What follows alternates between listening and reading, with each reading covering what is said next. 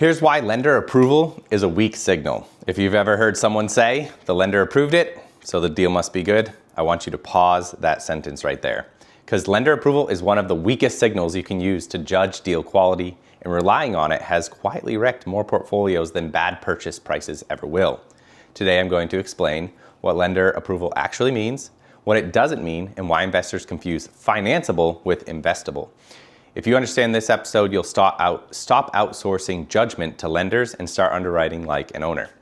So let's start with the basics. A lender is not asking, is this a great deal? Is this resilient? Will this survive mistakes? A lender is asking one question.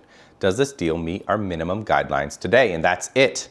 For a DSCR lender, that usually means a DSCR ratio above 1.0 or 1.25. Appraisal supports loan amount and borrower fits credit and liquidity boxes.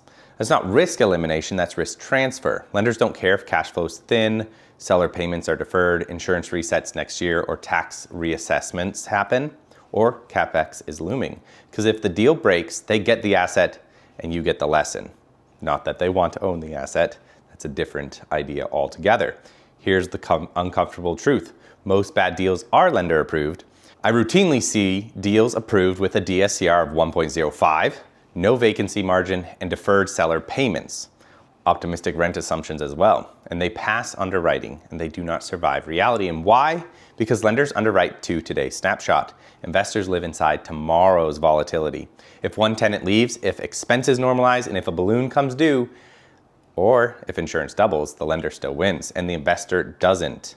Let me ground this. I've reviewed multiple deals where lender approved at 1.08 ratio. Seller financing had 0 payments for 24 months and the deal cash flowed on paper. But the moment the seller payments turned on, or refi was required or expenses normalized, the deal collapsed and nothing changed structurally. The approval never meant safety. It meant this deal works if nothing goes wrong. That's not a strategy, that is hope. So, investors rely on lender approval because it feels objective. Someone else said yes, someone else ran the numbers, someone else approved the risk. But here's the issue. Lenders do not model your lifestyle, your stress tolerance, your liquidity risk, your margin for error, and your exit timing. They're underwriting their downside, not yours. When investors outsource judgment to lenders, they stop asking, what happens if I'm wrong? What happens if this takes longer? What happens if rates don't come down? What happens in the middle of the night when I have to drive across town to replace a fridge for a tenant? And not a true story or anything like that. That's how you end up with break-even deals, forced refis, fire sales, burnout, all approved deals. Here's what actually matters more than the approval. Margin. DSCR ratios above 1.25 after all real obligations, cash flow that survives vacancy, and the ability to absorb expense spikes. Runway. Time before balloons, flexibility before refinance, optionality in exits is key. And durability. Does the NOI survive stress? Does the deal still work if execution isn't perfect? If a deal only works because payments are deferred, rates are assumed lower, and everything goes right, it's not conservative, it's fragile.